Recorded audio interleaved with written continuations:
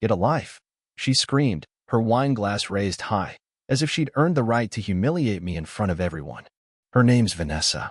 My wife, or at least the woman I used to think was my wife, stood in the center of a backyard party she threw to celebrate her new job at a high-end fashion firm. Family, friends, coworkers, at least 30 people watched her put on the show. Her sister Rachel laughed. Her father snorted into his drink.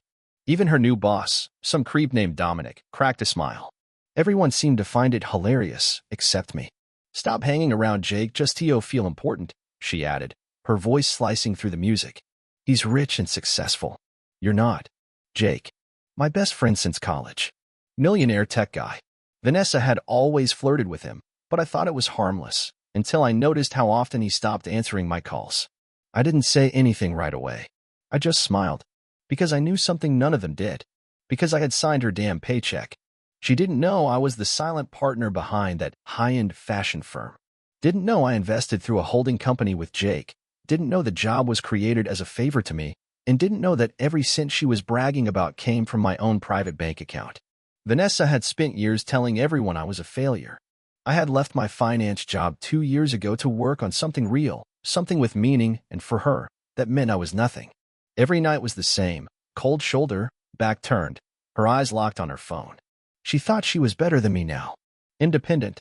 Free. But the truth was, she had no idea who the hell I really was anymore. And that night? That celebration? It was the night I decided I was done playing dumb. I watched her toast with Jake. She leaned in a little too close, whispered something in his ear, and I saw his eyes flick toward me before they both laughed. It hit me like a punch in the gut, but I held it in. I sipped my drink, clenched my jaw, and waited. The music blared on. People danced. Vanessa walked around like a peacock in heat, soaking up every compliment, every fake smile. I sat in the corner, quietly loading the final page of documents onto my phone, a gift from my lawyer, delivered just that morning. Then came the moment. Her paycheck, her first from the company, was handed to her in a sleek envelope, a little symbol of her new role. She waved it around like it was a damn Oscar. Until she opened it. Her face dropped, and the room went silent. I stood up. I figured I'd drop by to see how you liked your first check, I said, my voice low but steady. I heard it's a good company. Great benefits. I should know, I co-own it. Jake's eyes went wide. Rachel choked on her wine. Vanessa? She froze. Her lipstick-stained smile cracked like glass. She stared at the bottom of the check, where my signature, Ryan Carter, was printed in bold black ink. You signed this? She asked, her voice suddenly tiny. I nodded. Surprise. There was a pause. A long one. Long enough for everyone to realize what just happened. Then Vanessa did what she always does when the mask slips. She turned vicious. This is your way of trying to control me, isn't it? She hissed, stepping closer. You're pathetic, Ryan. You think throwing money around makes you important? No, I said. But maybe now you'll stop pretending I'm the one who's useless. She stared at me, jaw tight. I could see her working through 1,000 thoughts. Anger. Embarrassment. Rage. She wasn't used to being caught off guard. And then she slapped me. Hard. Gasps echoed around the yard. But I didn't flinch. I just smiled again, reached into my jacket, and pulled out a flash drive. I think Jake might want to see what's on here, I said calmly, tossing it to him. And don't worry, Vanessa, your part's intimate. I walked out to the sound of chaos, Jake shouting, Vanessa screeching, her father yelling something about making a scene. But I was done. I walked down the street that night with my blood boiling, but my spine straight. I had played the fool long enough. And tomorrow, I'd finally open the files my PI sent me. Because this slap, this public humiliation, wasn't even the beginning. It was the spark. And everything was about to burn. I didn't sleep that night. I lay in bed, staring at the ceiling, listening to the silence of a house that had turned into a stranger. Vanessa didn't come home. Good. I didn't want her to. I sat there replaying everything. Her smirk when she told me to get a life. The way she leaned into Jake like I wasn't even there. That slap, not just the pain of it, but the message. She wasn't sorry. She was pissed I beat her to the punch. She didn't care what it did to me in front of all those people. That was the real Vanessa. And I'd spent too long pretending she was someone else. The next morning, I made coffee like it was any other day, but there was no pretending anymore. I opened my laptop and finally clicked on the folder my private investigator had labeled confidential, Vanessa. I'd paid extra for the good kind of PI. Quiet. Thorough. Unapologetic. There were photos, videos, screenshots of messages, dates, times, hotel names. She wasn't just cheating on me with Jake. She was cheating with Dominic, too, her boss. The one who'd toasted her new job while his hand rested too long on her lower back. Hell, there were even texts between her and some guy named Chase, a personal trainer at her gym. She was playing them all. The messages were disgusting, not just flirty, graphic, arrogant. There was one where she called me her charity case husband and joked about how he wouldn't even notice if I brought a man home, long as I smiled after. I felt like throwing up. I didn't even know when the tears started, somewhere between screenshot 30 and 40. Not because I missed her, because I hated that I had let this rot fester under my roof, that I had given everything to someone who saw me as a tool. She used my money, my connections, my friends. And when she was done climbing, she laughed and spit on the one man who actually gave a damn. I left the house that afternoon with a single goal, not revenge, not even justice, just truth. I needed people to know who she really was, not just her family or friends, but everyone. I drove straight to Jake's place, parked, sat there staring at the front door, knuckles white on the wheel. I didn't even know what I'd say, but then I saw her, Vanessa, coming out of Jake's condo in the same dress she wore 2 nights ago, hair messy, sunglasses on. She didn't even look guilty. She looked like she was going for coffee after a spa day. She didn't see me. I let her leave. Then I walked up, rang the bell. Jake opened the door, looking like hell. Eyes red, voice raw. She told me you were broke, he said before I could speak. Said you were depressed and dangerous. Said he trailed off. I handed him the flash drive again. Watch it, I said. Then call me. I didn't stay. Didn't want to hear the excuses, the apologies. Jake was a pawn. And me? I was done being the king who acted like a pawn. Back home, Vanessa was finally there, sitting at the kitchen island like nothing happened. She looked up at me with the coldest face I've ever seen. Are you seriously going to keep playing the victim? She asked. You're not blameless, Ryan. You let this happen. I didn't answer. I opened the drawer, pulled out the thick envelope my lawyer had prepared, and slid it across the table. What's this? She asked. Divorce papers. She didn't blink. She laughed. You think you'll come out on top here, she said. I'll bleed you dry. I walked over to the counter, picked up her latest paycheck again, and dropped it in front of her. My name's on every check you'll ever cash from that job, I said. You don't work for them. You work for me. You try to take me down. I take the company with me. Try me. Her lips parted, just slightly. Not enough to speak. Just enough to finally let the fear in. I didn't need to yell. I didn't need to hit. I had the one thing she never expected from me. Power. And I was just getting started. She didn't say a word. For the first time in years, she was quiet. I watched her stare at those papers like she was trying to figure out how the hell the ground vanished beneath her feet. Maybe it finally hit her that I wasn't the same man she thought she could control, humiliate, and walk over with her 6-inch heels. She got up slowly, her chair scraping across the tiles like nails on a coffin. You planned all of this, she said, her voice barely a whisper. No, I replied. You did. The moment you decided to lie to me. The moment you decided I was too stupid to notice you were screwing half the city while cashing my checks. She opened her mouth again, I think to argue, but I cut her off with a look. A sharp one. One that said I knew everything. One that said we're done playing nice. She went upstairs, heels clicking like a metronome counting down the seconds to her eviction. And I stood there, hand on the counter, breathing. It hit me in waves. 1 minute I felt like screaming. The next, I wanted to laugh. She had twisted me into thinking I wasn't enough for years. And yet she was the one sneaking around like a coward. I was faithful, loyal. I cooked dinner, rubbed her back when she faked her migraines, took her parents out for steak when they mocked me for not having a real job. God, I hated how much I tried. That night, I slept on the couch. Not because she kicked me there. Because I couldn't stomach the thought of lying next to her, even one more night. Every inch of that bed smelled like her perfume, like the false image I'd held on to. I woke up the next morning to shouting. Outside. It was Jake. I opened the door and he was pacing on the front lawn, red in the face, holding the flash drive like it was radioactive. She told me she loved me, man, he shouted. Said she was leaving you. Said I was different. I just leaned against the frame, arms crossed. And yet she left your place to sleep in my house. She played me, he said, eyes wild. She used me. Joined the club, I muttered. I didn't know. I swear. I thought you were done. She said. She says a lot of things, I cut in. Lying is second nature to her. Breathing might be third. He stood there for a while, quiet now, hands shaking. Then he said something I didn't expect.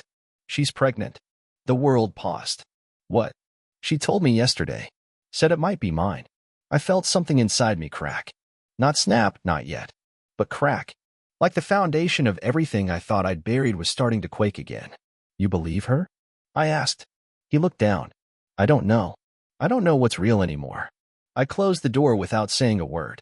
Upstairs, I heard the water running. Vanessa was in the shower, scrubbing herself like she could rinse off her betrayal. I walked up. Slow. Calm. Opened the door. She turned, startled, wrapped in a towel, her makeup streaked down from crying. If it's mine, I said, I'll raise the kid. But not with you. You're toxic. You don't get to ruin 2 lives just because you're broken.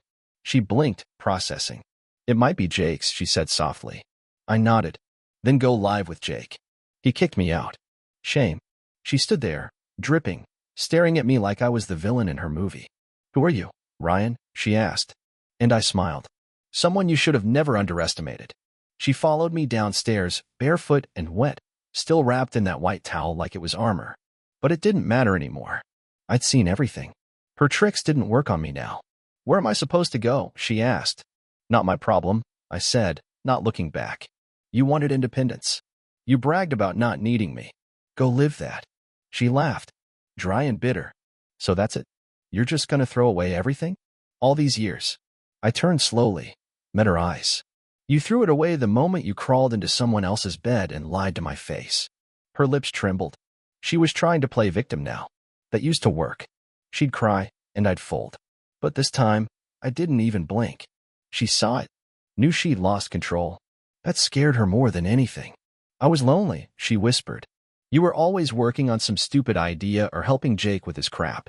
I needed attention. I needed to feel seen. You needed to be the center of everything, I said. That's not love, Vanessa. That's ego. She sat down on the couch, staring at nothing. I left her there. The next 2 days were a blur. I called my lawyer, initiated the divorce officially. Clean cut. No negotiation. I had everything documented, the affairs, the PI reports, even her trash talking me in front of witnesses. I wasn't going to drag it through the mud unless she tried to fight dirty. She didn't leave the house. Barely moved. Every time I walked in the room, she looked up like she had something to say, then swallowed it. I didn't care.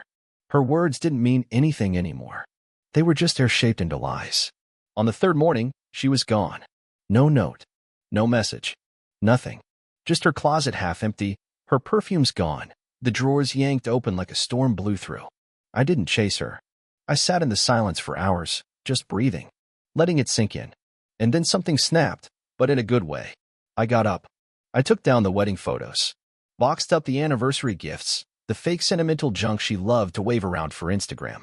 I deleted the playlist she made me, the one filled with songs she'd sent to other men too, as I later found out. And I opened my laptop again. I hadn't touched my own project in months. A startup that was supposed to help small business owners automate their books, something I'd put my soul into before Vanessa drained it out of me. I started coding again, and it felt like breathing after almost drowning. That same afternoon, Jake called. I talked to her, he said, voice flat. She said she's keeping the baby. Doesn't want a paternity test. That tracks. She's living with Dominic now. I laughed. I couldn't help it. Of course she is. She'll keep climbing the ladder until it breaks. She's dangerous, man, Jake said quietly. She messed with my head. I'm still trying to figure out how. She made us both feel small so she could feel big, I said. Classic manipulator move. I'm sorry. Yeah, I said. Me too. We didn't say much after that. What could we say? We were 2 guys who got played by the same woman and somehow still came out of it with more clarity than we ever had. That night, I sat out back on the porch with a drink in my hand, watching the wind move through the trees. The quiet felt different now. Less like loss, more like freedom. I could finally hear myself think again. And for the first time in years, I didn't feel like a failure. I felt like a man who survived a storm. Weeks passed. And just like that, she became a ghost in my house's history, a presence that once infected every inch of my life, now reduced to a name on divorce documents and a pile of memories I no longer respected. The papers were signed. The judge stamped them without hesitation. Irreconcilable differences. Understatement of the year. I didn't tell my parents the details. Just that we were done. My mother hugged me and whispered, I never trusted her. My father gave me a look that said he was proud I didn't let her drag me down. It's strange how quickly people stop pretending once the mask falls off. But the world kept turning. I threw myself into work. My project, the software I'd abandoned while Vanessa turned my focus into an insult, it started growing. Word got around. Jake, after everything, still believed in it. Maybe that was his way of apologizing, or maybe he wanted something to rebuild after being chewed up and spit out by the same woman. Either way, he invested. Quietly. No strings attached. And I was back. Every day got a little easier. The house felt bigger, cleaner. Like it could breathe again. Like I could breathe again. Then came the message. It was a Sunday. Simple. From her. You know it's yours. No context. No explanation. Just venom disguised as sentiment. I stared at it for a long time. My thumb hovered over the reply button, but I didn't press it. Because I finally understood. Vanessa only reached out when she was losing control. She wasn't reaching for me. She was reaching for power. And I wasn't handing it over again. 2 days later, she showed up at my office. Unannounced. Dressed sharp, makeup flawless, wearing that innocent act like a second skin. I hadn't seen her since she walked out, and for a second, the smell of her perfume triggered some memory deep in my gut. But then I blinked, and I saw her for what she really was. A storm in high heels. She smiled. You look good. I didn't return it. You look desperate. Her face twitched, just slightly. I wanted to talk. About what? The way you lied to everyone? Slept around? Called me a failure while cashing my checks? She crossed her arms, eyes narrowing. I was angry. I felt invisible. You were seen, I said. You just hated what you saw in the mirror. She stepped closer. We were married, Ryan. We shared something. You can't pretend that meant nothing. It didn't mean what I thought it did. My voice was ice. You took everything sacred and used it as a game. We left. She looked like she might cry. I didn't care. She tried one more trick. If it's your child. I cut her off. Then you'll get support. Not love. Not a second chance. Not a single ounce of who I used to be. Silence. Then she snapped. You think you're above me now? Just because you've got your name on a company and a few zeros in your account. No, I said, leaning in. I'm above you because I woke up. You turned your back on a man who would have walked through fire for you. And now you're just another lesson I'll never forget. I walked past her. Called security. Didn't wait to watch her escorted out. And that was that. The door closed behind her. And this time, it stayed closed. The air after she left felt different. Lighter. Like her lies had weight. And with her gone, the room could finally float. I stood there, just breathing, staring at the door she slammed moments ago. And I didn't feel broken. I felt clean. That night, I drove out to the lake. The one where we used to go back in the early days, before the money, before the power plays, before she started treating me like an accessory to her Instagram life. It was cold. Wind off the water cut through my coat, but I didn't care. I just sat on the hood of my car and let the silence wrap around me. That's when Jake called again. She's telling people you're refusing to take a paternity test, he said. Trying to make it look like you're dodging your responsibility. I sighed. Of course she is. She also said you hit her, he added, quieter this time. My blood went cold. I know, Jake interrupted. I know, man. That's why I called. I didn't believe it. But she's spiraling. That's what abusers do when they lose power. They rewrite history. Try to burn everything behind them so no one can trace the truth. I filed a defamation claim the next morning. Quick. Surgical. No drama. I attached the audio from our last conversation. She hadn't noticed my phone recording from my pocket. Just in case. She tried to fight it. Filed her own claims. But the truth, once you drag it into the light, doesn't flinch the way lies do. The court sided with me. In whatever social circle she had left, they went silent. A month later, she vanished from social media entirely. I didn't celebrate. I just moved on. The business took off. The software went live. Clients came fast, mostly small business owners like me, people who had been taken advantage of or overlooked. I knew how they felt. I'd lived it. There was something powerful about building again, about not doing it to prove her wrong, but to prove myself right. Then, out of nowhere, I got an envelope in the mail. No return address. Inside, a sonogram photo. scribbled in the corner in her handwriting. Still yours. Thought you should know. I stared at it for a long time, and I felt nothing. Not hate, not pain. Just this deep, quiet understanding that the woman who sent it wasn't capable of love, not the kind that nurtures, protects, sacrifices. She only knew how to use love as leverage. I handed it to my lawyer, told him to handle it. DNA test. Financial support if it's mine. But nothing more. I wasn't going to be dragged back into her web. If there was a child involved, I'd step up, but only for the child. Not for her. Never again for her. And that's where I am now. Stronger. Alone. But not lonely. Some scars don't fade. Some betrayals stain deeper than blood. But eventually, you learn how to live with them, not because they stop hurting, but because they stop controlling you. If I could give advice to any man reading this, it would be this. Watch for the little things. The jokes that cut too deep. The praise that always feels conditional. The affection that disappears the moment you stop performing. Real love doesn't belittle you to feel bigger. And if she laughs at your ambition, mocks your struggle, or treats loyalty like weakness, walk. Because once she sees your worth, she'll either respect it or fear it. Either way, don't wait until she sees your signature on her paycheck to remember your name. Months passed, and peace became my new addiction. No chaos, no gaslighting, no emotional hangovers from pointless arguments that always ended with her twisting my words. My mornings became simple: black coffee, a quiet sunrise, and the sound of a mind that wasn't at war with itself anymore. People started noticing. Old friends reached out.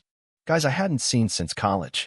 Even my brother, who used to avoid me because he couldn't stand the tension in my house, started stopping by again. They said I looked different. Taller somehow. Lighter. That's what healing does. It straightens your spine and clears your eyes.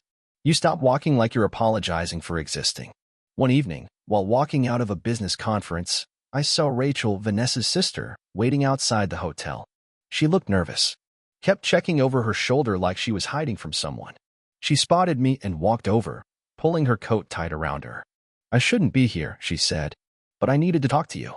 I didn't say anything. She's not well, Rachel continued. She's living with some older guy now. Not Dominic, someone new.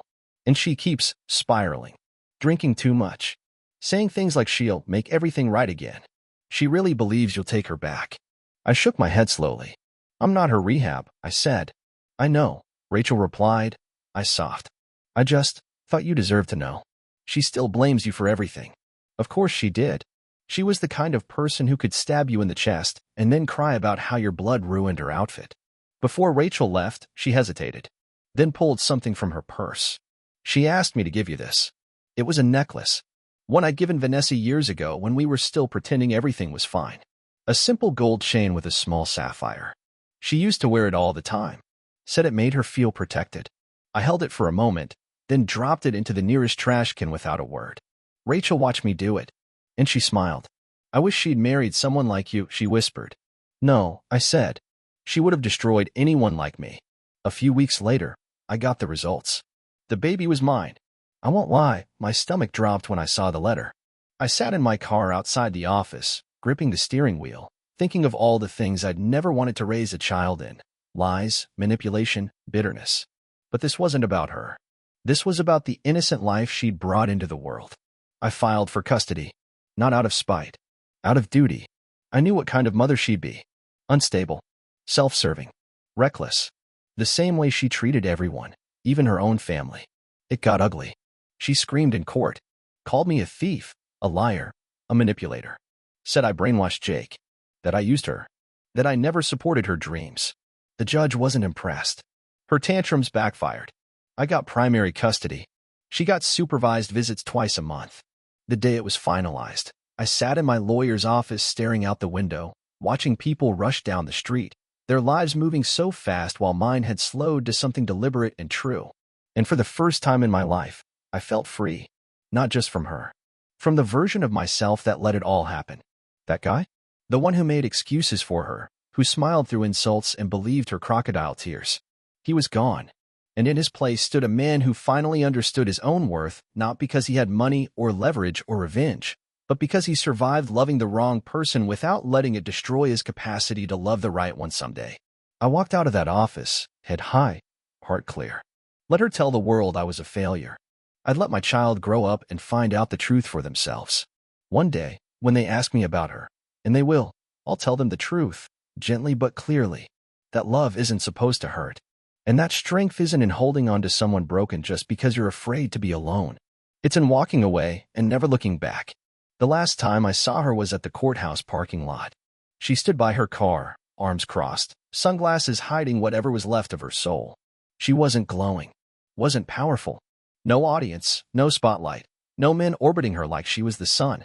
Just a woman who had burned every bridge she danced across. I had her child in the back seat, strapped and safe, sleeping soundly, unaware of the fire that once scorched this family into ashes.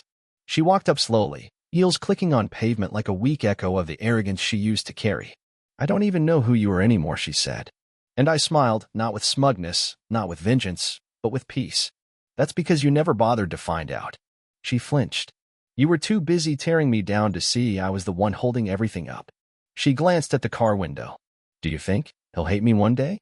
I looked her dead in the eye. "I think he'll know the truth." Silence hung in the air like fog. And for once, she didn't have a comeback. No insult, no manipulation. Just her standing there, face cracking in slow motion as she realized she had no more plays left. I got in the car, started the engine, and drove away. No dramatic last words. No glances in the rearview mirror. Just the road ahead. Clean. Clear. Mine. These days, I live quietly. My son is growing. Laughs like the world owes him joy. He doesn't carry the weight of her sins, not if I can help it. He's the light I never knew I needed. And every time I look at him, I remember what real love feels like. Honest. Uncomplicated. Unconditional. The house is different now. Warmer. Full of music, books, silence that doesn't scream. I've built something new, not just a business, but a life. One with real people, real connection, and no masks at the table. I don't date much. Not because I'm afraid, but because I know what I'm worth now. I won't ever hand that over cheaply again. And when I do let someone in, it'll be someone who builds beside me, not burns behind my back. Sometimes I still hear her voice in my head. "You're nothing without me." But I just laugh now. Because the truth? I was everything without her. She just never had the eyes to see it. And if you're a man reading this, stuck in something toxic, something that strips you down, eats at your spirit, makes you question your worth, let me be the one to tell you. You're not broken. You're just waking up. Get up. Walk out. And never apologize for choosing peace over poison. Because real strength isn't staying with someone who makes love feel like war. It's surviving the battle and never letting them draft you again.